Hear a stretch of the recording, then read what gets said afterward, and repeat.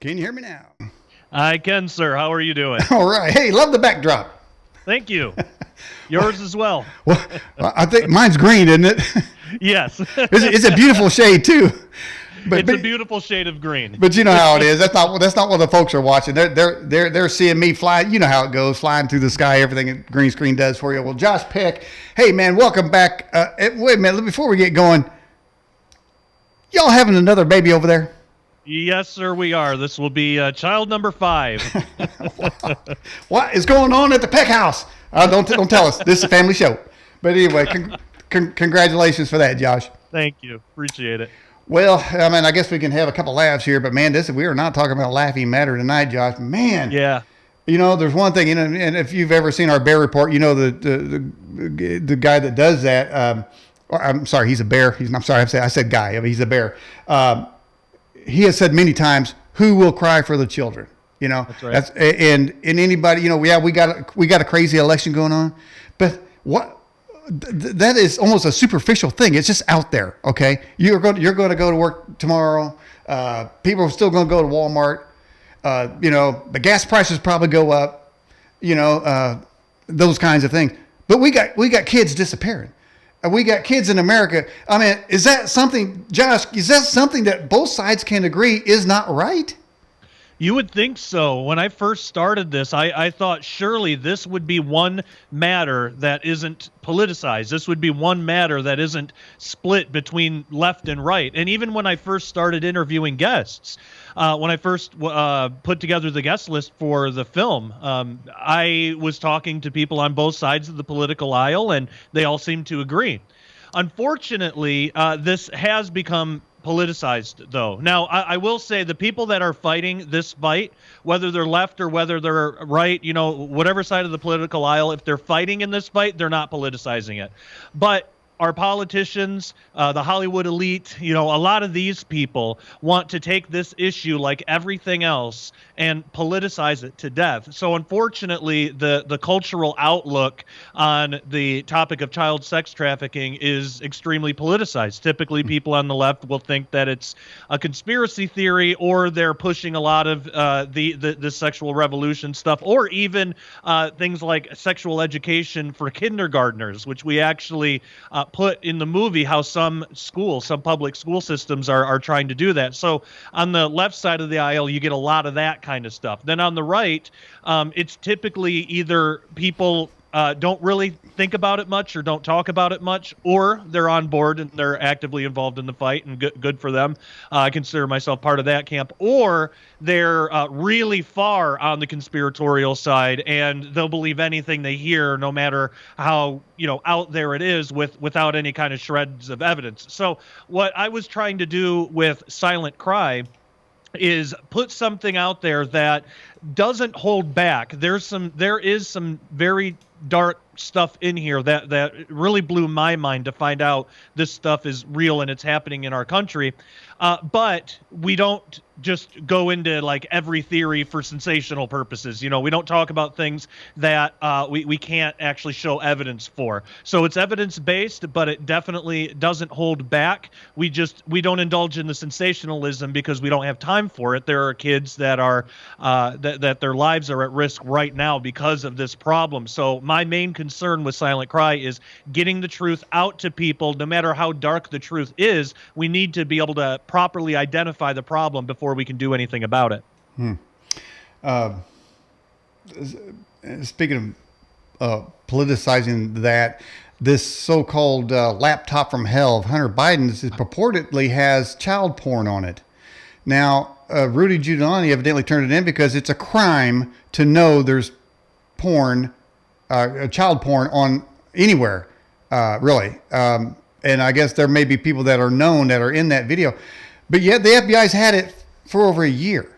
That makes them guilty or complicit in the crime of a cover-up for child porn, which is just an extension of child sex trafficking, isn't it? Yes, and unfortunately, our government has a bad track record for this kind of thing. I actually saw a meme on Facebook today that said, because of all the chaos with the election going on, two words we'll never hear again: COVID and laptop. And I thought that was kind of funny because, Huh. not really in a ha-ha way, but just in an ironic way, because it's true. And those are two words that we're not hearing right now: laptop and COVID, and specifically the laptop. That had just broke right before the election, and I want to know what's going on with that. I want to know if all the claims about it are true. But the government has a terrible track record of cover-ups, and I actually start the movie with one of the most infamous cases, the case of the Finders, where this goes back decades. It was discovered in the 80s, but it goes back as far as maybe the 50s. But where the government basically looked the other way on this cult that was abusing children. And we got the official government documents from a FOIA request, and we put it all in the movie. So we can actually show this isn't conspiracy. This isn't like, it's not conspiracy to say government cover up in this case, because we can actually show there was a cover up, at least on the level of the CIA and probably other departments as well. But there was a clear cover up of sexual abuse of children, because whatever the government was getting from this group called the Finders to the government was worth more than the safety of children. So they have a terrible track record for covering up child abuse if they think it's in their best interest. And certainly something as important as the next president of the United States, they're going to have a vested interest in that. So I hope we get to see the truth of what was on the laptop, what's really going on. But again, the deep state, the swamp is so deep. I don't know for sure if we're going to be able to see that. So unfortunately, all we can really do right now is speculate. What do you think about adrenochrome, where it's purported that the elite and media in Hollywood and elected officials are using children for that purpose? Is that true? That's another thing that quick answer is I don't know. We didn't really deal with it in the movie because now let me say this though. The movie centers around Jaco Booyens, and he's he's the guy for this kind of thing right now. He's touring the country, giving talks about this stuff. The whole movie centers around him and the information he brings. Now, off camera, and I did get a little clip of this, and it's included in the bonus features if people get the movie at SkyWatchTVstore.com. The movie is Silent Cry: The Darker Side of Trafficking. If they get it there, it comes with a bonus disc with a bunch of bonus features, and this is included in the bonus features. Jaco Booyens said that he believes he said absolutely that the elites are using the blood of children, and the adrenochrome. He specifically said adrenochrome is real. Now, I didn't put it in the movie because he only said that real quick thing. He was running through a list of things to make a point about something else.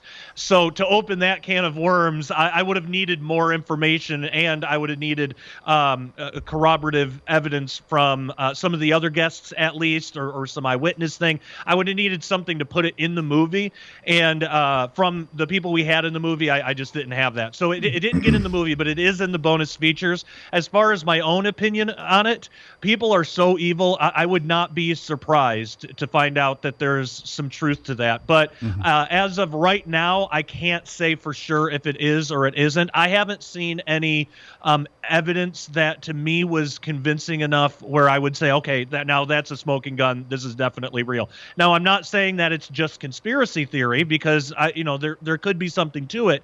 It's just as of right now, I don't have enough evidence to be able to say one way or another. But I'm open to it, and I'm definitely going to keep looking into it. I know the claims that are out there. I've done some videos online about that. I know the claims, and I know the stuff that gets cycled around Facebook.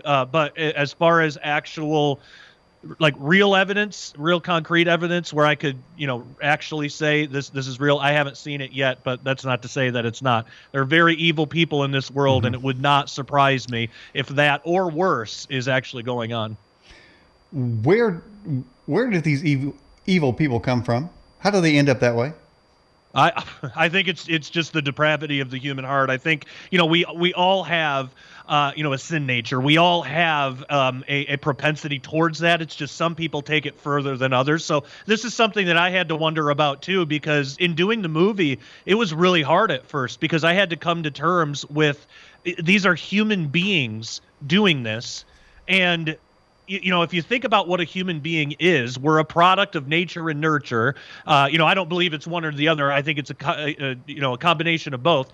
But nature. Well, we're all from Earth. We're all from like the same general kind of. We come from different backgrounds and things. But for any evil person that wants to say it's because of the place that he grew up or the things that happened to him, you can find people that grew up the same way, had the same things happen to them, and they turned out great. So there's something about free will. There's something about the human heart where some people choose that path for some reason. I don't know why. I'm a Christian, which and the Bible does say that the heart of man is deceitfully wicked. So I do believe that people willingly choose this stuff, even if it starts out small and subtle and it builds up over time, but they do willingly get into this stuff. So they are to blame. They are responsible for their actions, but it's a depravity that's so deep I can't personally identify with it. And a lot of times when I try to, like, I could understand things like greed or there are some sins where they're not right. They're still wrong, but pride, everybody has a sense of pride. Everybody has some kind of issue with pride. Some are better than others. I, of course, am the best at dealing with that, but that was a joke. But we're in the future, we're having a guest on who wrote a book about psychology and possession. Yeah. And what he's going to say is that the demons don't attack people and possess them, that basically people choose their own demons. Right. Yeah, and I fully believe that. I actually had a really good interview with somebody as well, and we were talking about that same thing. And because I think it's too easy to say that, well, they're just demon possessed, as if the demons or the devil can force somebody into this stuff. I believe that we all have free will, and I love how you just said that. People do choose their own demons. So if somebody is using their free will, they're rebelling against God, they're getting involved in these sins, demons absolutely at that point are free, because that's like opening the door to them. Demons are free to come in and agitate that sin and make it worse and worse and worse.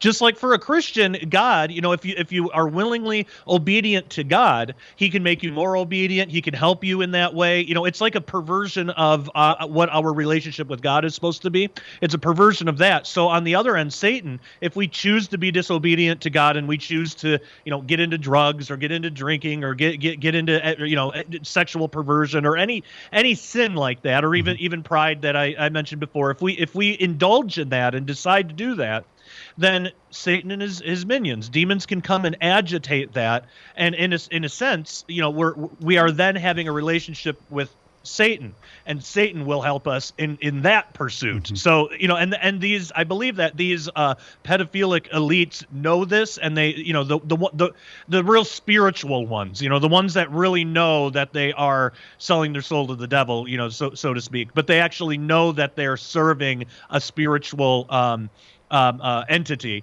They know that. I believe that they have knowingly made this decision, and they know that the more they indulge in this perversion, the more satanic, benefit. It's not really a benefit, but they think it is. The more satanic benefit they get out of it, because they have a relationship with Satan and with demons now. So it's all about which team are we going to play on, and that's why for me it's so hard to. I can understand certain sins. Like I can understand somebody falling into pride. Not that it's excusable; they still shouldn't do that. But I've had pride issues, especially when I was younger, and I relate to that. I get that. But this is something that's so dark. It's so unnatural. It's so perverse. I can't understand it myself. This movie was the most difficult project I've ever been involved in. I'm glad that I did it, though. It was also one of the most rewarding and definitely the most important thing that I've ever been involved in, because of the victims of this crime.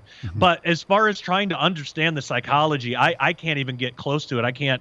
I don't understand it personally. But you're absolutely right. People do choose their own demons, and there are demons that are dedicated to that level of evil. So where we are culturally, we have Netflix, the number one video people out there, putting on this show called Cuties, which is nothing more than grooming little girls to be sexualized, or well, they already are sexualized, but they're grooming them for who knows what, probably for pedophilia later, and then end up in the sex trafficking. But this is a national company doing this, which, by the way, our former president is involved with that company. So that's where we are culturally. But there's no backing down from Netflix. They're going to keep that up. As long as we keep buying it, yeah. I when that whole thing happened, I canceled Netflix, as did many people, and I'm really thankful that people did, because that was like the first time where I really saw a large group of people here in America actually take this problem seriously. I don't know how many continued in their cancellation. Hopefully, a lot of people have, or if they bought it again a month later. But as long as this stuff sells, or as long as we're still paying for our subscriptions and looking the other way, they're still going to do it. And they would probably still do it anyway, but we could make it a lot harder by just not buying it. So I have no plans to reinstate my Netflix subscription. And it's not even, until they take the movie down. It's not even that. I don't have any interest in Netflix anymore, because they've shown who they are. And I don't want to financially support something like that. But it shows where our culture is. One thing that's come out, especially the past year, these monsters have really shown their hands. They have really shown what they're all about. They're moving too fast, because they used to be more subtle about it. Yes. They would push things. Yep. They would always push things, but it was always a lot more subtle. It's harder to do that now because of social media, and everybody's connected to the internet. Everybody is putting their innermost thoughts out there for everybody. And these types of people do that unapologetically. They do that shamelessly. So they actually don't think they're doing anything wrong. They think we're the ones that need to catch up with the times. Right. So they're more emboldened to put stuff out there like that. So I think we're probably going to see more of it, unless we, the rest of the country, which, let's say it's half. I think that we actually are a silent majority. I don't think we should be silent anymore, but I think that there are more of us than there are of them. But let's say it's half. If half the country decided, I'm not going to buy that stuff, I'm not going to support these kinds of companies, I am never buying Netflix again. I don't care if they decide tomorrow they're just going to only do Christian content. That name Netflix is sullied. Yeah. That needs to be rebranded, and it needs to be totally retooled before I'll ever have any interest again. If we start doing stuff like that, but then at the same time we start going to other platforms who might not indulge in that kind of stuff, or if we, let's say we're renting movies on Amazon or something, if people get rent my movie Silent Cry on Amazon, and if enough people do stuff like that and that type of content, Amazon will start to see, okay, so this is what people are interested in. We want to make money, so let's push more of this. Ultimately, these companies, there is ideology in there, but really they serve money. That's mainly what they serve. Okay. And that's why it only takes 500 leftists on Twitter to take down an entire company like Nike and have Nike totally rebrand themselves. It's mainly because Nike looks at that 500 on Twitter. They think that is representative of a larger group. They think that that's like the nation, and they're so scared of losing money that they're going to totally redo their company. Right, and a good example of that just happened recently, where the Girl Scouts sent out a tweet saying, "Congratulations, Amy Coney Barrett. You're a woman, and you're a mother, and you've reached the highest level." And then some pink-haired screamers, got on the Girl Scouts, and they pulled their tweet back from a congratulations. That's all it was. It was not even political. They just congratulate. That's where we are on that. By the way, for those of you just joining us, we do have on our video Skype, we have Josh Peck, and we're talking about his movie Silent Cry: The Darker Side of Trafficking, and you can pick that up on Amazon, and maybe go to his website. We have a link in his bio section. And by the way, those are watching in the live chat, in the YouTube stream, and on the YouTube chat, and on the website chat, if you cancel Netflix, just put a yes in there, and if you didn't, just put a no in there. I like just a little quick thing, just a little for people to see how the audience here did that. We canceled ours. I mean, and at first I thought, okay, there's a couple Bigfoot shows that I really like on there. I said, no, man, I'm giving that up. And then so now we do watch Amazon so far, Amazon Prime. And what do you know, man? There's the Bigfoot show ever called Finding Bigfoot, and there's a series, Josh, and we've been binge watching this show, and we haven't been lectured on it. We haven't heard any LGBTQ stuff. We haven't said that we're racist on there. Just looking for Bigfoot. I feel great. That's all I want, man. And Ben in Australia. By the way, Ben in Australia, I know you're watching. There is Yetis in there in your country in Australia. All right, Josh, we got all kinds of questions coming in, so let's get to some of those. Sure. Let's get over here. Start at the top. Smoke C in the live chat. Most of these are from our live chat. What ultimately happens to these kids? Are they killed, or do they end up getting trained for some other purpose? Oh man, the statistics on this are horrifying, and great question. Thank you for that. So a lot of the kids, unfortunately, okay, so let's start with average age. So the average age of girls actively trafficked is 12 to 14 years, and boys is 15 years. That number is actually high. The numbers are skewed because the average life expectancy of a child who is trafficked is only 7 years. So that means that children who die, many of them die, they're not counted in the average age of active trafficking, meaning that the active age is going to appear older. So if the average life expectancy of a child trafficking victim is 7 years, that means only half survive past 7 years, while half of them are killed at ages younger than 7. So kids either die by violence from the trauma of the rape itself, or the drugs that they're given, suicide even, or they die alone on the street. So that's usually what happens with kids. Unfortunately, they're used until they can't be used anymore, and then they're left alone. They either die in the company of one of these abusers, and then they're dumped on the street, or when a trafficker or when one of these abusers can see that the time is coming, they'll just dump them on the street. So the scary thing is we only know about 1% of this crime that's actually ever reported. So there's 99% of this crime that's not ever actually like legally reported. So that's horrifying. So the numbers are really frightening that it's gotten this bad. And this is America. This is American statistics, not worldwide. It's much worse worldwide, but here in America, that's what the numbers are. In your movie, do you have actual depictions, representations, videos, or pictures in general of abused kids? No. Okay. No, we were creative with the B-roll. We didn't want to depict anything horrifying like that. So we wanted to make something where you can watch it with your kids, with your teenagers. My daughter, my oldest daughter, is 9 years old right now. She's 10 now, but at the time we were filming, she was 9.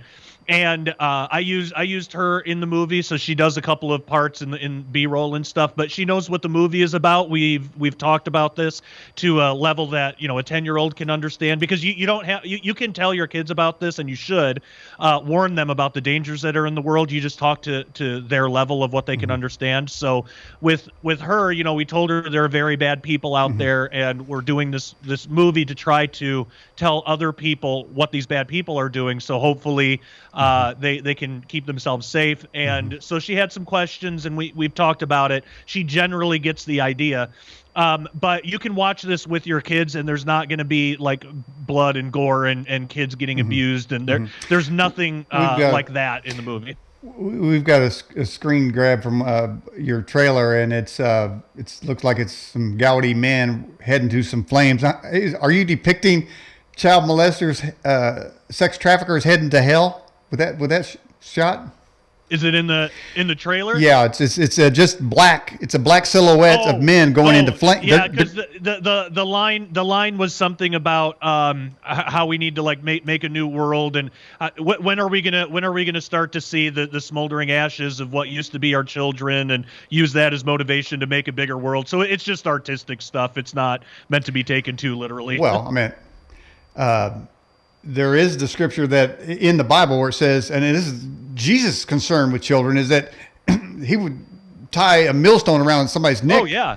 So, he has no compunction about saying, child molesters, you harm a child, and, there's some bad things going to happen to you, and I imagine it's going to be pretty hot when those people go. Somebody and said, it even gets worse than that because Jesus in that scripture, and we talk about that in the movie too, that nobody's really getting away with anything here. Even if they manage to get past their court systems, they're not going to get past the heavenly courts. There is a judgment day coming, and there is a lake of fire waiting for these people. But that scripture, Jesus actually says anybody who causes one of these little ones to stumble, meaning that if you cause one of these little ones to sin, even, and that's even worse. Okay, it's bad enough to abuse a child, but if you even cause this child to fall into sin, if you're verbally abusive, or if you do anything, and certainly any kind of sexual abuse, that is just creating, what could potentially be a future monster. Now, I will say too, there are a lot of kids when they get the proper help, like through Whispering Ponies Ranch, which 100% of the profits of this movie go to. When kids get the proper help, they become like superheroes. They're like rock stars. They can become some of the strongest, like most helpful people that you could ever meet, people who have been rescued from sex trafficking. But unfortunately, a lot of times what happens is these kids, they go through sex trafficking. If they survive it, they're in that world. It's the only world they know. So they either become an abuser themselves, or they help facilitate it. They become a trafficker sometimes. It's really hard for them to break out of it. They don't even know that they want to break out of it at that point. And that's how this cycle. So Jesus says that if you cause one of these little ones to sin, it's even worse. Then so I mean that's like that's a more wide-reaching type of condemnation. So I absolutely agree with that, and we do talk about that in the movie, that there is severe judgment coming for these people if they don't repent. Yeah, it kind of remind me of the movie, the first Taken with Liam Neeson. That was about sex trafficking, and I can't stand to see children abused in any kind of movie. I don't, they don't have to show us. I'm thinking, man, you're making this child, they make the children go through, like maybe they're sexualized, or maybe they're being abused or whatever. And these children are acting that. They say, okay, here's what we want you to do. I don't even want to see that. I don't think they should even get near that, but they do. All right, back to the questions for you, Josh Peck. Our moderator, Jade, could you speak about Hollywood types who enter into trafficking to keep up with their peers? Yeah, definitely. So we talked about this with David Heavener in the film. He's like our Hollywood insider. He's been working in Hollywood for years. He's a Christian now, but he also he's an advocate and a counselor for SRA victims and people coming out of satanic ritual abuse or sex trafficking and that kind of stuff. He helps with victims of this. But in his time in Hollywood, he's seen a lot of things that he talks about in the movie, satanic things like channeling. But there's also been he talks about how the Atlanta airport is like a central hub for this kind of stuff. And so there's definitely, with the Hollywood stuff, it's difficult to have that smoking gun proof. So in the movie, we are honest about, okay, we're dealing with eyewitness testimonies here. We don't have like a secret video or something, but there have been things that have come out even in the mainstream media, like with Bryan Singer and his rape of children. And, of course, when the mainstream media reports on this stuff, they rarely ever call it rape. They'll call it like sexual abuse or sex with a minor. There's no such thing as sex with a minor. Sex is between two consenting adults. There's no such thing as an underage woman. That's a girl. Sex with a minor is rape of a child. But the mainstream media, they paint it with this kind of, they kind of whitewash it. They want to sugarcoat it and make it sound like it's not as bad as it is because they think the language is offensive. In reality, the act is offensive. And not properly talking about what these victims are going through, that's offensive to the victims. I mean, it's like they're having to be victimized all over again. So the mainstream media, absolutely, they are protecting these Hollywood elites, even when they get caught. And one of the best examples of this was Jeffrey Epstein. Now, he wasn't like the Hollywood elite exactly, but he hung out with a lot of those guys. He was a financier, but still, I mean, it was the same kind of story. He was protected for years until they found, the higher ups, the whoever, the elite, whoever murdered him. They found a situation where he was of better use to them dead, because when he was killed, and nobody believes that was a suicide, when he was killed, all the media, all the attention was on Epstein. problem solved. Epstein's dead. All the attention was on that, and not on, okay, well, who are his handlers? Who is he hanging out with? Who's the shadowy elite that like the spotlight's off of them now? And so there is absolutely an elite. Jakob Williams talks about, and again, he doesn't get into graphic detail on it, but he talks about how within the Hollywood elite there's these sex parties that go on, and then we do deal with Epstein in the film as well. So absolutely, that kind of thing happens, and the mainstream media protects it even when they get caught. You think that Madam Woman is going to end up not killing herself?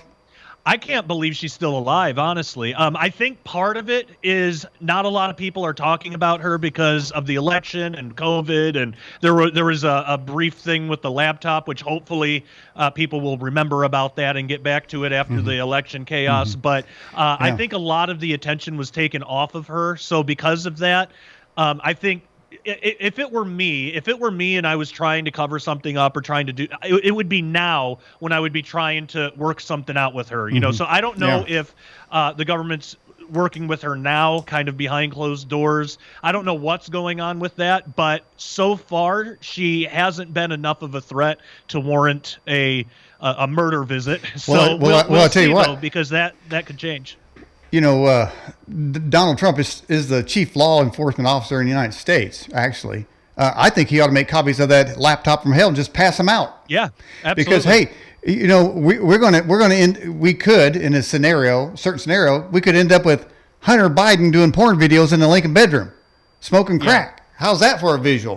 All right, let's get some more. By the way, when you are dealing with children and you start to see this stuff, Josh, I know it has to rend your heart, man. How do you come out of that? How do you hold on to reality or not breaking down when you know what's going on? You see statistics, you think, why? Because what really helped me, and we actually put this in the movie too. I had a right when I was starting to do this project, I had a really good conversation with my friend Joe Horn. He's the chief operating officer at SkyWatch TV, and we have him in the film. But he tells this story how he, for the longest time, did not want to deal with this issue at all because it's too gut wrenching, it's too dark, it's too horrifying.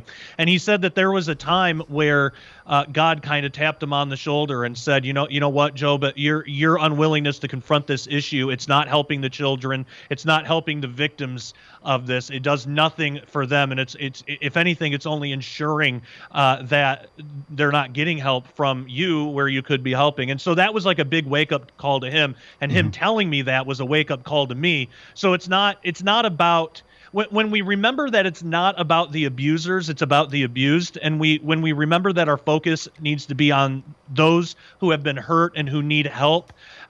And it doesn't mean that we don't, expose the darkness and we don't ignore the perpetrators. I mean, there were some horrific things that came out throughout the course of this film, just the things that these people will do to children. And there is a level of disconnect that needs to happen there from the abuse itself. Otherwise, I mean, it can just destroy your soul. But when it starts to feel like that, I just remember, okay, Whispering Ponies Ranch, it's for them. It's for kids being rescued from sex trafficking, and this needs to be done so that this problem can be solved in this country, and so we don't have this massive industry in our country anymore. So people need to know about this. We need to. It's good to be uncomfortable with it, but we need to, in a sense, we need to get over it. We need to keep being uncomfortable because we don't want to get normalized to this stuff. Yeah. But we need to get over that and remember that it's for the victims. It's not sensationalizing the abusers, and that's why in the film we don't sensationalize the abuse at all, because the last thing I want to do is invoke that feeling in more people where that feeling isn't helpful. The feeling that's really going to get people motivated is when you hear Alanka Deaton's story and you hear how she was in sex trafficking and she was rescued from it. When you hear amazing stories like that and you think, wow, there is hope. There's actually hope for these kids, and we don't even have to do that much. That's the amazing thing about this. This is one of the most easily solvable problems in the country. The only thing that's making it difficult is people don't want to confront it, and it would take everybody doing a little bit. everybody it would take everybody working together to do this. But like we talked about at the top of the show, this has become politicized. So we have at least half of the country that don't even want to talk about this issue because they say it's all conspiracy theory. And then we have the other half that will believe anything that you tell them. And so that's also not helpful. So where we're after in this movie, we're after the people who are kind of in the middle and think, okay, well, I'm not going to believe everything I'm told, but I know that this is a problem and I want to help. What can I do? So this is the movie for them. The people that believe it's a conspiracy are also the one that says Donald Trump has thousands of kids in cages on the border. Yeah. Okay, those were Obama cages, and I mean, there's somebody in my family who believes that Donald Trump is killing kids. I mean, I'm thinking, how do you come up with that? You know, so I don't want to talk. They don't have no right to talk about conspiracy theories, man. I mean, they need to be prayed for because they're completely gone. But listen, we're going to do something a little hard for you. Okay. I got a whole long list of questions, so that means you're going to have to crunch your answers down so we can get through some of these. Ready? Will do. Wait a minute. I think I've done this before. It's called the rapid fire. Let's do it. All right, here we go. And I'm telling you, it's a huge list. All right, let's go here. Has the Harris part of the ticket come under any suspicion in child trafficking pedo investigations? Nothing substantial yet. Got a disclaimer there. All right. From Azure, will Hillary have immunity now that any prosecution issues coming forward? If Biden gets in, yeah. Now, this is a mistake they made in 2016. They were so prideful, as you mentioned earlier, and you actually maybe suggest that's a demon, that they would get in. They left all the laptops laying around, all the emails laying around. They had all the data. They were going to get in and wipe it out, but oops, they lost. They weren't supposed to. They didn't rig it like they did this one.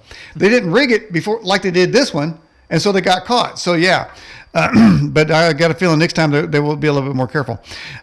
Is this whole thing so corrupt that everyone gets a pardon? It really depends who's in power. So actually, a lot of times, unfortunately, they get away with it. But what we saw in the Trump presidency is we saw more prosecution of this kind of stuff. You didn't see it in news coverage, but it happened. So if the election, I know it's like iffy right now, but if Trump gets another 4 years, I think we'll see more prosecutions. Mm-hmm.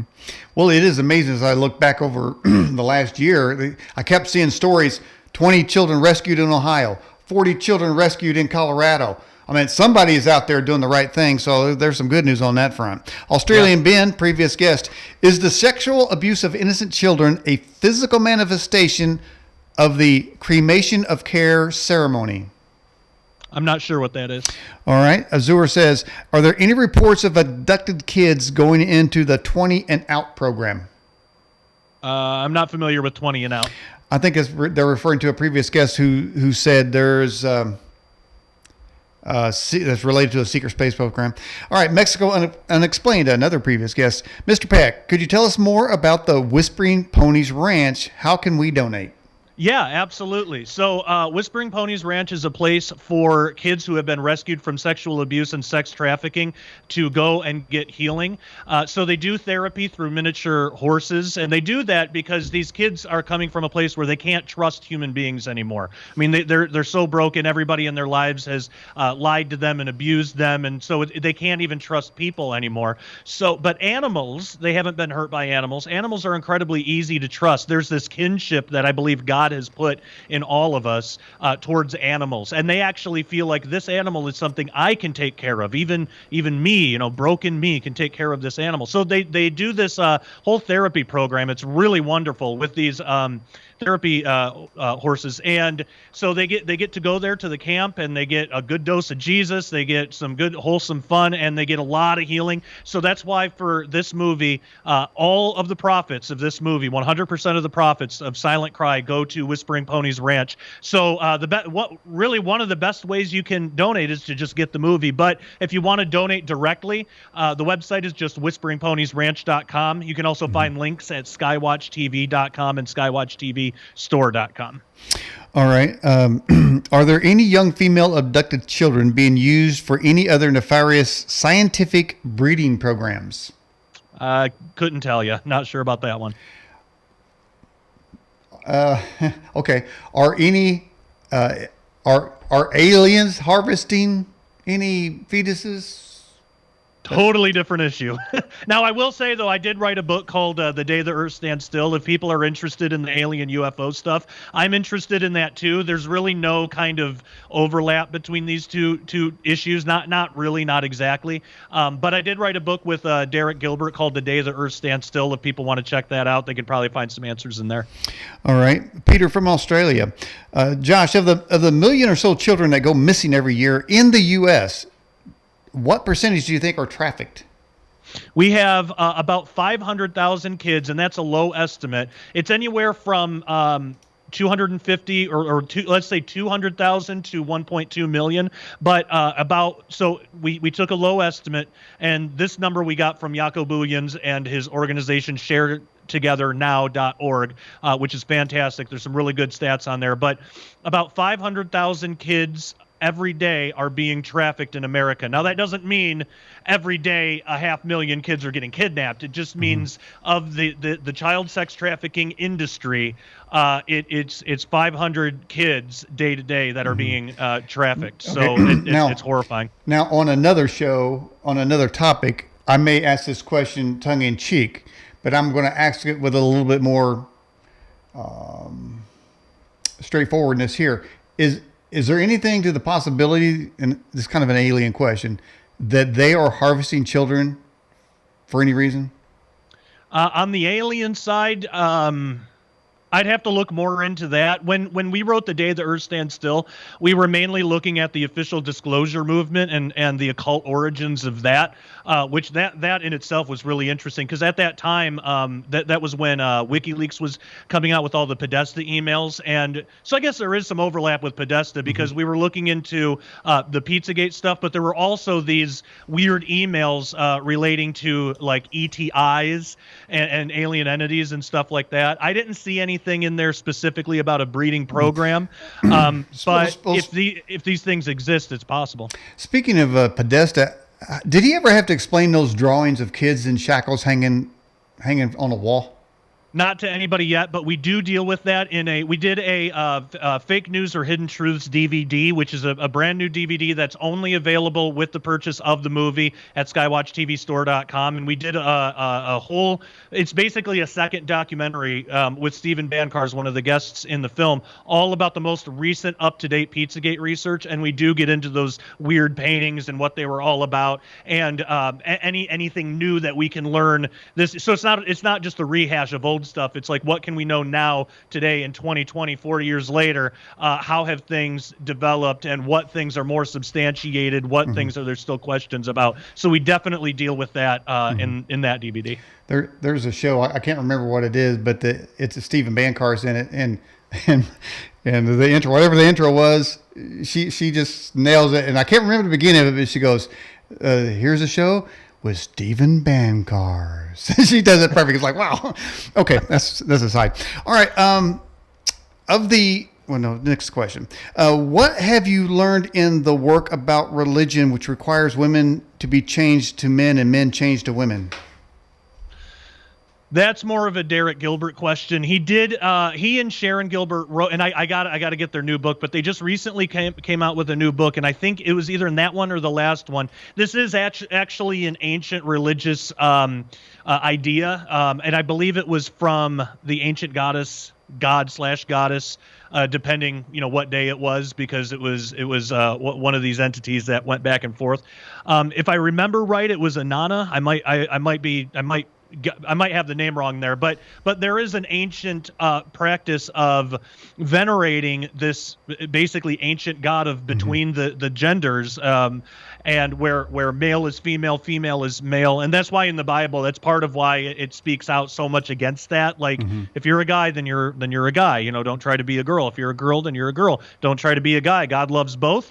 God loves people. God loves his children and all that. But God made you the way you are for a reason. So don't defile that by trying to have your own ideas about it. But yeah, there is actually an ancient religious veneration of a god that tried to convince or that told her subjects, her human being followers, to switch genders and stuff. So the progressive left is really regressive in a lot of ways. They're going back to these ancient occult practices. Does cannibalism come into the picture in any way? Yeah, David Heavener talked a little bit about that. So did Jaco Booyens, about how these elites, because they're trying to get as evil as they can, as far down the rabbit hole into that as they can. So Steven Bancarz, David Heavener, and Jaco Booyens all talked about this, how some of them are practicing in these magical rites, originating from Aleister Crowley, but it goes even back further than that, about using the blood of innocent male children in ritualistic purposes, sometimes having to do with cannibalism. So unfortunately, yeah, it seems like that does happen. There does seem to be a whole history of cannibalism and altar sacrifice of children way back. Yeah. And then in the first hour, Josh, I noticed you mentioned something about the evil. Man, I think we were talking about Netflix, but you said you were suggesting that they're more emboldened now to come out with these, just flip off, it's conspiracy theory. These kids can dress like that if they want to. They can have sex if they want to. These kinds, discounting those things. But didn't it seem that around 2016? Like a curtain was, like there was a tectonic shift. It was what was going on in secret, probably for a long time, was just blared right open. And so those forces then, when their normal attempt to disguise what they're doing and incrementally go there, they just said full on, and it went on to the Green New Deal. No cars, no gas, no cows, sexualize children here, teach them at 2 years old what to do with sex toys. They just pulled did you see almost a defining moment when something was released on the land? Yes, I think it was, I think the spiritual enemy. So I believe in a spiritual world that it's not that it dictates things that happen in our world, but a lot of things that happen here, there's a connection. And so I think it revolves around the presidency of Donald Trump, because we had 8 years of Obama. We had 8 years of things just being hidden, and everybody kind of got used to that. And then all of a sudden, we have a Republican that like we've never had before. I mean, a lot of people compare him to like Ronald Reagan, and that's probably the closest, but Donald Trump's in his own category. So, he was just going out of his way to expose this stuff. And I think it was such a shock that the principalities in the spirit realm reacted to it and basically freaked out. And I think that's when that curtain was lifted. It was like, okay, well, let's just we're going to go all out with this because we don't know how much time we have. I don't know what the psychology behind it was, because I don't understand principality psychology, but something happened where I believe, at least in this country, it was a direct result. It was a reaction to the Trump presidency. And that's why we had 4 years of that. And I think that's why they're trying so hard to do every dirty trick they can think of to get this election. Yeah, I would say they poked the demon. Yeah. The scourge of this country. But it's interesting, there was an interview with Donald Trump when the sarcastic skank that was asking him a question said, "Are you Q? Are you leading Q?" And he said, "Well, I haven't heard much about him, but I heard they're against sex trafficking children." He goes, "That can't be bad, can it?" She wouldn't answer the question. No, she didn't care about the kids. That was not even, no, I went over UQ. Do you believe in conspiracy theories? Like, she don't, okay, because she believes that the Russians have helped Trump, and Trump's a Russian asset. No, she don't believe in conspiracy theories. But he said, can't we agree on sex, trafficking? she wouldn't have it. But it was interesting that he made that statement, which tells you he knows. And so, yeah, I think, he was best chance that there is for this sex trafficking to be brought to the front and people to be arrested. But if there's somebody else in there, that concern I don't believe is going to be there. All right, let's get more questions. What can the average citizen do to put an end to this? Yeah, the best thing that we can do is realize that, yes, we do vote every 4 years and every 2 years for like local stuff and other things. We do vote, but that's not going to be the end all solution. Like, voting is good. We need to do that. But the solution to this problem is not going to come from the top down. There's too much corruption. It's not going to happen. And most change in the country doesn't happen that way anyway. Politics usually follows culture. So what we want to do is change the culture. It's up to every single one of us in our own personal lives to find some way on how we can limit or just stop altogether our consumption of sexual perversion. So there are some things that people might not consider is actually hurting anybody. I found a study that said 68% of Christian men, and these are Christians, and these are only the ones that admitted it, have an active porn addiction. So what a lot of people don't realize about pornography is it's not just somebody's own secret sin. Pornography, there is a direct one-to-one connection between pornography for adults and child sex trafficking. And if people don't believe me on that, all you got to do is just Google that. Google the connection between those two and read all of the articles. That, by the way, reading those articles, that's the cure to that plus Jesus. But that's a cure to stopping your porn addiction. So we need to get rid of things like that. We need to realize that things like pornography, it's not just hurting you, it is hurting kids.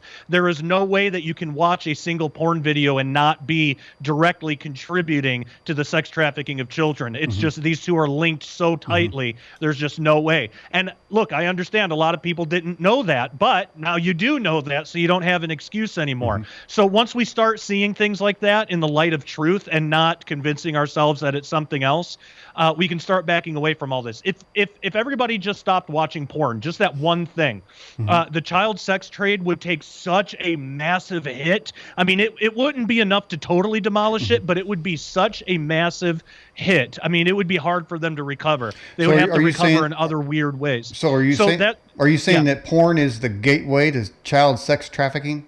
It's one of them. It's definitely one of them. There's a lot of gateways. So, I mean, I would even say if there's movies that are sexually explicit but not considered pornography, but the movie is using sex to sell. So, like when I was in high school, these teen comedies were really popular, and basically they were just pornography with a laugh track. It was a comedy, but there was nudity all over the place. So those kinds of movies, even if it's not technically pornography, anything that's using sex to sell, it doesn't even have to be movies. There's a lot of kids' toys even that are using sex to sell. Anything like that. If we stay away from that, and if there's no market for the only reason sex sells is because we're allowing it to sell, because sex sells. If we stop buying, if we just choose what we purchase wisely and we don't contribute to that stuff and we all work together to do that, the country will start to shift. We even saw that. This is a weird comparison, but people are eating healthier now. You can go and get turkey bacon at IHOP. I mean, how weird is that? The reason is because there was a demand for it. People were starting to eat healthier, and so restaurants started putting healthier menu options. Even fast food restaurants are doing that now. So where there's money to be made, where there's a market, where there's a need, that will get fulfilled. So all we have to do is starve the need, starve the market for all the sexual perversion stuff, and use our money towards other ways. So we can't be waiting for everybody else to do it. We all need to decide today is the day. I'm not going to be part of the problem anymore. I'm going to actively be part of the sosolution, and I am not spending another dime on anything sexual, anything. Because if we're being honest, true sex between a man and a woman, a husband and a wife, it doesn't cost anything. There's nothing to spend money on. So do that, and then just keep money out of sex completely. Sure. If we all decide to do that, that'll make a big change. So you're saying guys can have sex with their wife and save money at the same time? Exactly. Win-win. By the way, in diets, have you ever heard of the keto diet?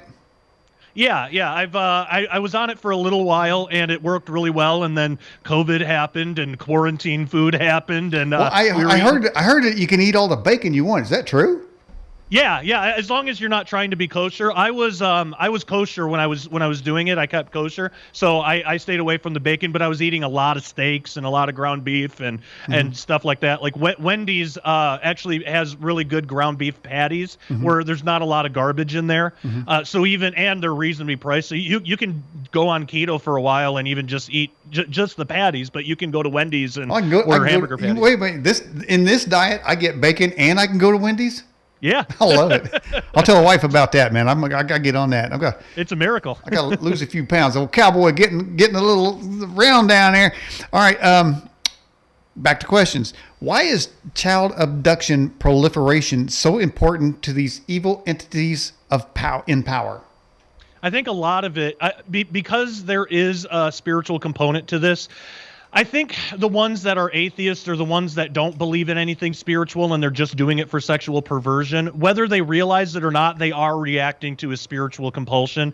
And the ones who are spiritual know what this is all about. So there is something that the dark side, that these spiritual evil entities, there's something that they crave about innocent blood. It's a direct perversion of Jesus' blood on the cross, who died for us. He sacrificed himself for us, and his blood cleanses us. Well, there is no salvation for fallen angels, for demons, for any of that. So there's a perversion of innocent blood, and the most innocent blood you can find is in babies, which is why we have the abortion industry so rampant in this country, and that's another issue, but it is connected. But you also have the abduction and proliferation of children for those purposes as well. And if they don't get the blood, they'll get the innocence some other way, such as through sexual perversion. So for these spiritual entities, it's all about destroying that innocence. They get something out of it, and then the human beings that are doing it, whether they know it or not, they are acting to the will and whim of these entities. All right. Is the Haitian adoption abduction situation under Hillary's watch being reinvestigated? I hope so, because there is definitely something fishy going on there. I can't tell you who, but I have a personal friend. I actually haven't talked to him in a few years, but I have a friend who's very well off, and he went down and helped in Haiti when all that happened, and he said that he had to, because the Clinton Foundation wasn't doing anything, so he had to go down and help because nobody else was helping. So it's not like a blockbuster story or anything, but if he says it, I trust him, because he's never lied to me before, and he's a good guy, and he's a Christian too. But yeah, so I hope investigation goes on to find out what's really going on with all that. Speaking of spirituality, I think I've learned over untold amount of interviews that when something evil comes out or is going to happen, that somehow there's an edict or a rule or something where they have to announce it. For instance, 9/11. That was announced, I don't know how many ways before that ever happened. On The Simpsons, on the cover of a music CD, it shows a guy with remote controls blowing up Twin Towers. A friend of mine actually had a dream about it the day before that happened. But it seems that there's something has to be announced to make it legal, that humans, for whatever reason, in the spiritual realm. And then I was thinking, well, that came to light just recently when, for me anyway, thinking about that, when Joe Biden supposedly made a slip of the tongue when he said, "We are running the biggest fraud operation in history since Obama." You can't make a sentence like that without directly forming those words. That fraud didn't come out of nowhere. I think he actually was part of this evil thing that in the spiritual realm that requires that you announce what you're going to do to the humans. And I don't know whether just because we were supposed to have a moment to agree to it, or we can disagree to it, or what. I don't know what that is. But have you ever seen or heard anything about that something on evil realm has to be announced first? I that's something I have to look more into, because I actually had another good friend that called me and asked the same thing, because she was hearing some weird kind of stuff, and she was wondering if it could be that the enemy has to announce what they're doing before they do it. And I don't know of a biblical principle that exactly says that. There's a couple of Bible passages that people can kind of string together. So that's something that I have to look more into, because I honestly don't know for sure. Okay. All right. So how about this one? You mentioned it earlier. Will Pizzagate be brought back? Now, that was just a conspiracy theory, wasn't it?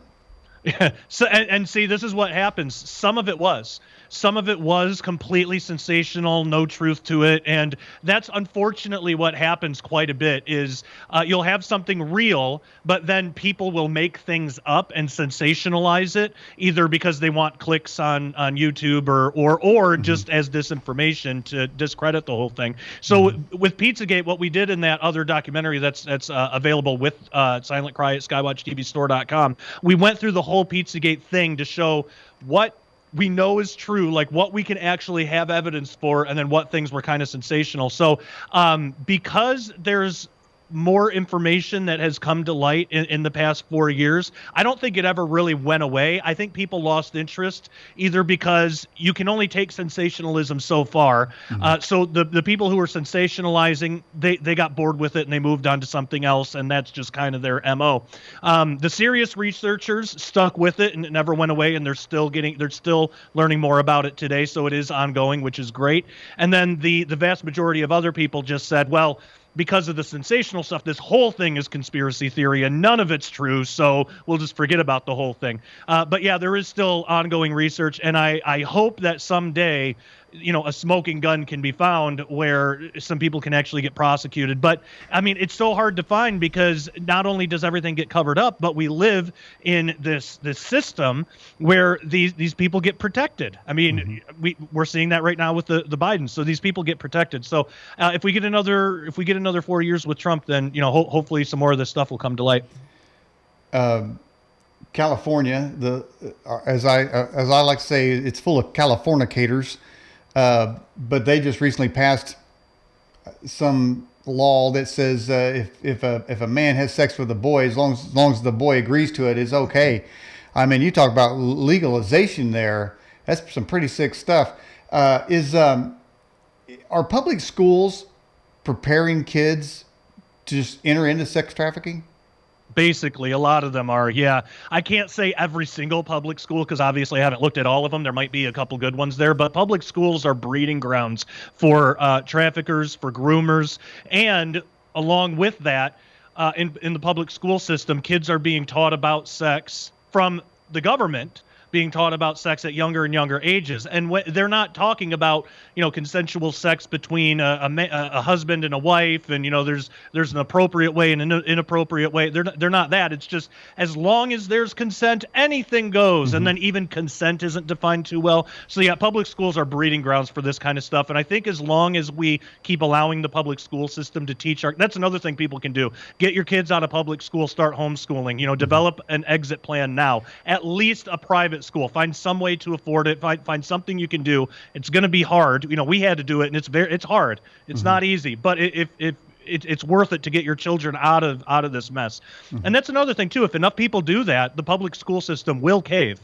All these people in power, they're all spineless. If they start losing their power and people just end up going somewhere else, they will cave. So we actually have a lot more power than they do. That's how America was set up. That's how it should be. It reminds me of a movie. I think it was called Merlin, but there was a witch in there, and her power began to dissolve when people turned their backs on her. That she only had power when they were watching her and kind of believing in her, but when they turned their backs on her, they just disappeared. It kind of sounds what you're saying, the higher ups believe. But let me ask you something about the Boy Scouts. A couple of years ago, they went crazy and started saying, "Oh, you can have girls in there, and then you can have gay scoutmasters. And then the people revolted. They started pulling their kids out. The funding went way down. Then it turned out that there was child molesters in there, and then I don't know where it stands now. I know they went bankrupt. Do you think that was a judgment? Yeah, I do, and we talked about that in the movie as well, because you see it in Boys and Girls Clubs of America, like all over the country, and specifically with the boys, the Boy Scouts. We even include news clips when that whole thing went down. I absolutely think that was a judgment. So that's the good thing about this is God is in control, and God is so awesome. He wants to work with us, like He wants us to be part of the team.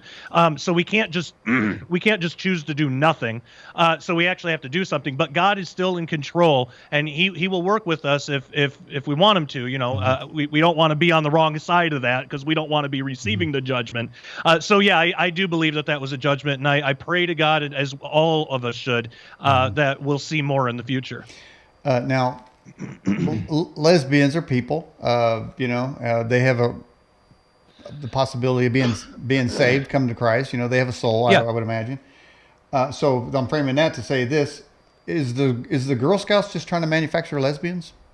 I'm not sure. I don't know what their ultimate agenda is. I think really what it is, it's the caving thing. I think they got a few hundred Twitter mob, crazy leftists, and they, like every other corporation and like government powers, they thought that group of people on Twitter was representative of the whole country. So they started changing things, and and same with the Boy Scouts, they did the same thing. But Twitter isn't like reality. Like 500, an angry mob of 500 Twitter users, that's not representative of the country. So what happens? That's why this whole get woke or go broke thing started, because it's true. That's what happens time and time again. Because people, I read it, and I got to look into this to see if this is true. But I read a statistic that said only 2% of the population is even on Twitter. I don't know if that's true, but if that's true, that would be really telling. But either way, even if it's not, these companies or things like the Girl Scouts, they cave by the Twitter mob. So it's like, well, we need to not be the silent majority anymore. We just need to be the majority, and we need to make our voices heard too. We don't need to be screeching and screaming at the sky the way these lunatics do, but we need to be mature, be adults, but still stand up for truth and make sure our voices are heard. Mm-hmm.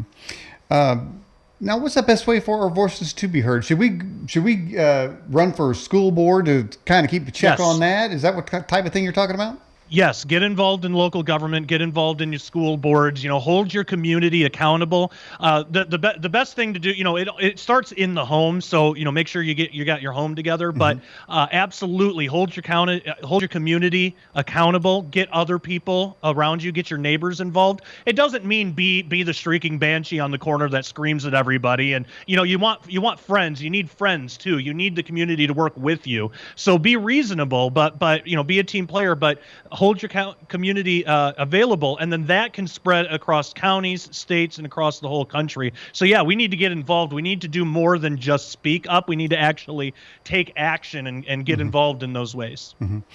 And one of the good things about it, well, from the national standpoint, we've seen all the ballots change overnight. That I'm sure everyone in America has seen that, where the votes, like for instance, Pennsylvania, Trump was ahead 700,000, and overnight 710,000 just come out of nowhere to Biden. But that being the case, though, the down ballots didn't change, and the Republicans have picked up House seats, which indicates that the software designed to steal the election was programmed for the top two, for the president. That was all it was programmed for. That's what it tells me. But that being the case, then it seems that the power still is kind of at the local level, as I said earlier. So people need to get more involved with their local representatives and hold them accountable to implement laws to stop child sex trafficking, trafficking of any kind, and the sexualization of children. Absolutely. So we can defeat that here more at the local level, while the national level, obviously, they've got their laptops from hell, having a good, you had the Wiener laptop, you had, Biden's laptop. I mean, it seems like Hillary's got a laptop, I'm sure. She smashed it, though. Who knows what was on that thing? I'm sure the Chinese have a copy of it, how they keep her in check anyway. But so there are some things that we can do, but I wonder why that doesn't really come up in a question of when there's a debate. What are you going to do to stop sex trafficking, particularly? What are you going to do to protect the kids? Yeah, exactly. And it's because they want their candidate in power. They want the Democrats in power because the media knows that the Democrats are basically going to let them do whatever they want. Whereas if you have Trump, Trump's going to hold them accountable, and the media doesn't like that. So that's why they don't give them any hard questions. They want to shine as good of a light as possible on the Democrats and as bad of a light as possible on the Republicans. And it's been like that for a while, and I think that's only going to get worse, unfortunately, unless something changes. I don't know what, but there's this whole idea of the fourth turning and everything that some people talk about, and I think that we're in that. So I don't know if the America of tomorrow looks anything like the America of yesterday. I don't know. Did you watch the ranting points I did just before you came on? No, I didn't. Okay. I was getting the kids taken care of. Well, I know you got a household. I understand. Well, the reason I say that because I had a clip in there. Somebody was filming CNN, and they were talking about the electoral map, and they had who's that guy? Who's that stupid guy with the beard and glasses? What's that guy's name? Wolf Blitzer. Wolf. Okay, yeah, I think he's a banshee, man, or some kind of werewolf or some kind of thing. But anyway, so he's on one side, and then the camera pans to the other guy who is, you have these touchers that touch states. Yeah. When they pan to him at the top, it said Pornhub, and he flicks it away because when you touch it, it flicks away, and it had Pornhub, which means somebody in the control room had Pornhub in there, and the link went right on top of the election report. Yeah, I gotta look closely at that because when it first switches over, the jostling of the link looks different than the jostling of the camera, and I don't know if it's because it was an animated link, so maybe it was designed to do that, or if somebody put that in post and just didn't have a good stabilization in their software. So I'm a film editor, and so I for years I've had to pick out little things like that just to make sure that the episodes that we do at SkyWatch get to the networks, and they all look right and everything's good, and so little things like that, for me, I kind of pick up on, and that was one of the first things I saw. The jostling of the link looked a little different. So it could be that somebody put that later on in. So I don't know. See, you've been a professional, and you have an image to maintain. I don't. I'm not sure if that one's real, but it goes in that list of if it is real, that really wouldn't surprise me. See, but then again, if I saw it on Fox, I wouldn't be surprised either. I think there's just depraved human beings and there are a lot of porn addicts, unfortunately. Well, see, it's part of my persona to put something like that up, and it reminds me. And people expect that when they come to the show, that it's not going to be your normal show. You know that, I keep coming back. Right, and I appreciate that, man. It's great. It's a real honor to have you on, as a matter of fact. Thank you. But it reminds me, what I do is there's a Facebook meme that so explains it so well. I don't know if you've seen this, but it's a cartoon. It's a little happy plane with a smiley face, and it's flying away. And what he did was he dropped a bomb on Facebook, and then he went to bed. That's what I do. I drop the sticky bomb and walk away and just blow things up. I like to blow things up, Yeah. So it's a lot of fun that way. All right, Australian business, Josh, America's projected population will increase to 450 million by 2050. Do you have any thoughts on what this will do to the country? I actually don't think there's going to be that much of an effect. I think just wherever the country is headed, we might see a little bit more of it. But I don't think I'm not really worried about like the population growth. It seems like our planet can handle a lot more than people say. I saw a statistic. Now, this was years ago, so it might not be the truth anymore because this was back when the population was, far fewer. But it was still around the same. But they said if you stand everybody shoulder to shoulder, you can fill Jacksonville, Florida. And that's it. Everybody in the country shoulder to shoulder, and it just fills one city. So there's a lot of room in the country. I think that population-wise, it'll mean more Democrats, it'll mean more Republicans, it'll mean more of every kind of person. But besides just there being more, I don't think there's going to be that big of a change. Do good people outnumber the evil people in this country? Well, as from from a secular standpoint, I would say, yeah, there's more good people than bad people. We got this. We can do it. But, I first and foremost, as a Christian, I'm a Christian, and we're all evil. It's just we're all different levels of evil. And if we put our trust in Jesus, we can be, cleansed and sanctified, and, we can go on that path. So I suggest that everybody do that if they haven't already. But to one degree or another, we're all evil. We're all fallen. It's just some are way, way, way down further that path than any of us will be. Well, how do you know if somebody is actually on that path? That's one of the hard things, because this is a conversation I've had to have with my kids. There have been times, not specifically with this issue, but with other issues, say drugs or something like that. There have been times where I've had friends that I've known for years, and I thought that we were close. I thought we were good friends, and it turns out they're, 4 or 5 years into the friendship, turns out they're a total psychopath, and they have this whole secret life, and they're like a crazy drug addict or something. Like that has happened to me so much.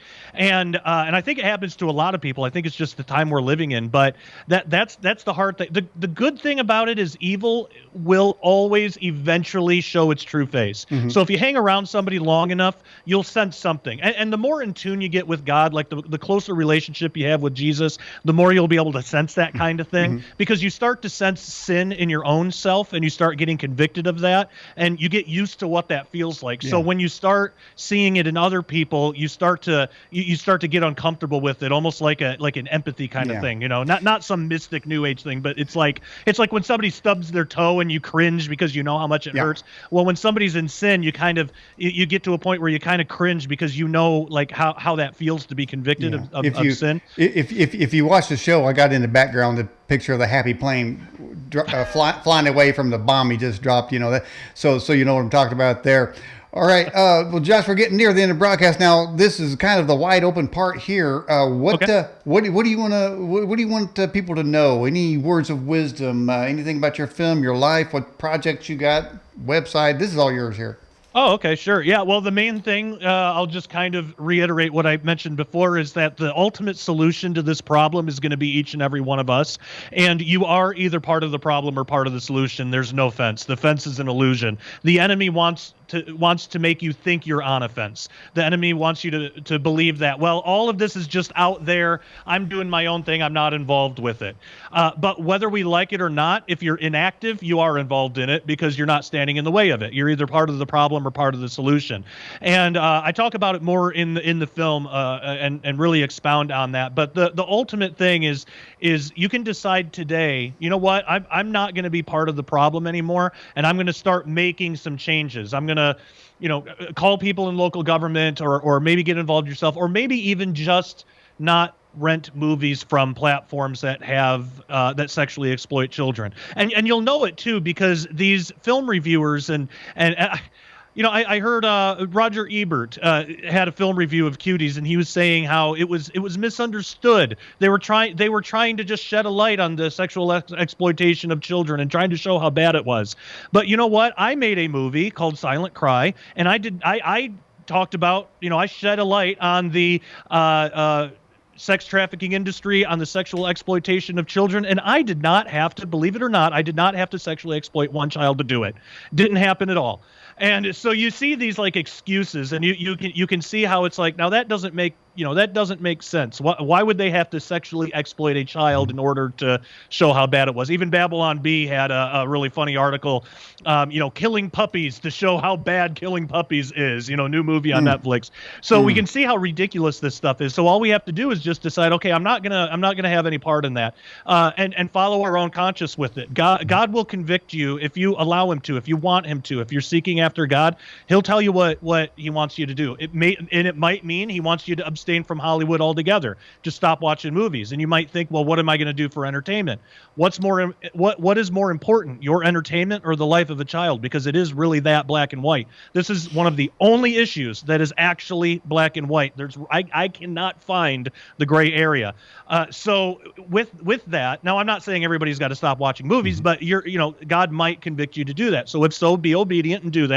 Maybe God convicts you to just not watch rated R movies, or whatever the case is. Do it with God, but just make the decision today. I'm not going to spend another dollar on anything sexual. That one change, if we all do that, can make such a huge difference. So a good place to start, again, is you can go to the movie, watch the movie Silent Cry. You can find it on Amazon. If you do watch it on Amazon, please leave a review, because we're trying to convince Amazon to put it in their new release section, which there are far worse movies than mine with far worse reviews than mine that are in that section. But for some reason, Silent Cry isn't. I saw it in there for one day. One day it was in there, and then they took it out. I don't know why. I haven't been able to get a hold of anybody to find out what the problem was, but it has, we have over 70 reviews now, and 90 something percent, like the vast majority are 5-star reviews. So pretty much everybody likes the movie, which is good. I'm not saying that to boast. I'm just saying that this is a good, informative movie that will help you get started. And please share it with your friends, share it with your family.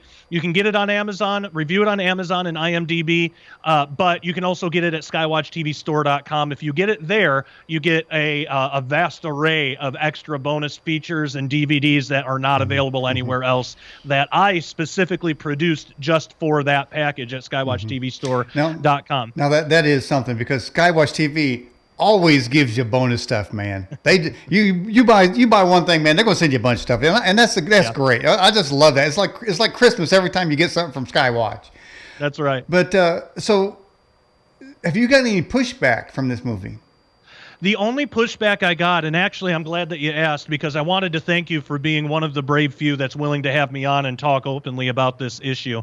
The only pushback that I got is from some mainstream conservative hosts. Now, I do want to give props to Turning Point USA. They actually welcomed me with open arms. They put me on their website, so I'm now a member of TPUSA, which is it's great. They actively fight in this fight as well. They're having Alanka Deaton and Jaco talk at college campuses. They're getting me involved now. So they're doing excellent. They're doing great, and I really appreciate them. But there are some other mainstream conservative hosts that have audiences in the millions, names that everybody would know if I mentioned them, and I'm not going to embarrass them, or I'm not going to mention them, but names that you absolutely would know that I'm friends with, and I've asked to come on their show, and I was actually told, I will ruin my credibility if I have you on this show, because even though we don't mention, I'm agnostic about the Q thing. I don't. Most of my friends are involved. They like it, and I think fine. I don't really have a strong opinion, but we don't talk about it in the movie. But these hosts watched the movie and they got the sense that it was Q like propaganda or something. They didn't say that, but that's how they reacted to it, to the point where they said that they would ruin their credibility with their audiences if they had me on. And the question is, well, okay, for one thing, what was said in the movie that's not factual? Because there's nothing conspiratorial in it. It's all fact. We put documents in the movie. I actually put screen caps of government documents to show exactly what we're talking about. We cite all of our sources. You're gonna get in the movie. You're gonna get like 100 little websites in the bottom right hand corner every time like a claim is made or we put up an article. So we cite all of our sources. So what in there is not factual? It doesn't matter that it's factual. It matters the air that it gives off, the perception that it brings along with it, because it's generally seen as conspiracy theory and they don't want to ruin their credibility. Well, they ruin their credibility with me, in all honesty. I still love them, but I'm probably not going to go out of my way to try to get on their shows or have them on mine anymore, because that ruined credibility with me. Because if their credibility is more important than trying to get the word out about these children, and I know their shows, I'm not going to go on their shows and, talk about Epstein's Island and stuff like that. I'm going to talk about Christian values if they ask me about that. I'm going to talk about what families can do to get involved in the fight, how mothers and kids can protect themselves, the stuff that you would expect to hear on a mainstream conservative news channel. But they still would not have me on. So, and it's because of that. They were worried about their own credibility. That is a big problem. I could say a lot more about that, but that's a big problem. So I want to thank you for being one of the brave few that you're willing to have me on. Everybody in our fringe Christian kind of circles, no pushback. Everybody's been just welcoming, and everybody's been doing everything they can to have me on. So The only pushback that I got, I've had zero pushback from anybody on the left. I'm basically just kind of ignored by them. And I got a couple of bad reviews that were based on things that weren't even in the movie. So besides that, the main pushback was from mainstream conservative hosts, which that surprised me. That is weird. I mean, it goes back to the first hour when you said, and I think we agreed, how can you not? Can't like I said, can't this be an issue where we all come together? Would there be any division there at all? We all be working together, saying, I hate your politics. I'm going to tear your wall down. I'm going to build your wall up. But can we just be concerned about the children at least together? And what you're just saying is the people that should be on the right side are worried about their image more than the children, which speaks kind of a disingenuous to me. It seems something's off there. It's like they're concerned with maybe making money or losing money in some respects. So they're worried about giving the left ammunition, and basically what a lot of these shows have become is reaction to the left shows. Every time you watch one of these, I actually stopped watching them altogether because I just got sick of it. It's the same show over and over again. So these guys, they'll have like weekly or daily shows, and then every single thing they talk about, here's what the left did today, here's the next dumb thing the left did. It's like, okay, I get it, but do we want to be reactionists and nothing more, or do we? Because a lot of times these guys will go and talk at college campuses, which is great, but they keep getting the same question: what can we do? What advice would you give to young conservatives? What can we do to bring change? And a lot of times they have kind of general answers, but they don't have like a real answer. And because it's if you're going to be in conservatism, popular conservatism, you have to be reaction to the left show. That's basically what you have to be. And I lose interest in that. I don't want to just do that all the time, because that's letting the left lead, and then we're just reacting to everything the left does. So I would rather it be the way that it was, where the right leads, conservatives lead, and then Democrats and left, they can react all they want, and they can cry about it, whatever. But people who actually want to take this country in a good direction, they can lead. But it's kind of flipped. So it's a weird time. Do you know how many views it's gotten on Amazon? Yeah, you don't have not to say recently. If it's proprietary, you don't mention it. Oh, no. It's not anything with that. I just haven't checked the stats recently, but it's got more than I expected. It's got quite a bit. I think everything all together, Amazon plus the DVD plus review copies and things like that. If I guessed, maybe 10,000. Oh, if I guessed. Nice. So. Nice, very nice. Yeah. Well, Josh, we're at the end of the broadcast. I'll tell you what. I know you're a praying man. Would you like to sort of say a general prayer over the country and concerning the children? Absolutely, I'd love to. Let's do it. All right, people, let's do it. Heavenly Father, thank you so much for bringing us all together today, and thank you for this time that we got to fellowship together, and to really even talk about you, Lord. We always enjoy talking about you, even if it's around a dark topic like this. But we just pray for your protection over this country, over these children that are being abused. We pray that the truth gets out, Lord, and we know that it's in your will for the truth to be revealed. So we just ask that the truth gets revealed. People are brought to justice, and we pray that happens sooner rather than later. Though we know at your return you're bringing justice with you. So either way, justice is coming. We just ask that you help us remember that as well. That even when days seem the darkest, that you are still in control, and we still have a relationship with you, and you still love us and care about us, Lord. We just thank you so much again for bringing us together, and for each and every person who's watching this and joining us in prayer right now. Please bless all of them in the ways that you would want them blessed, and we just thank you again, Lord, in Jesus' name. Amen. Right, in Jesus' name. All right. Well done, Josh, and lots of blessed shoes coming out of the live chat, and they say, can you have him back on? And great guests, and so people love you, and I love you, Josh. So love you too. I pray blessings on you and your family, and can we have you get back on again sometime? Yeah, absolutely. Okay, well, thanks for coming on the show. This show will be up on YouTube probably after it's transcoded in about an hour or less. All right, sounds good. I'll share it around. Thank you so much again for having me on. You bet. All right, good evening. All right.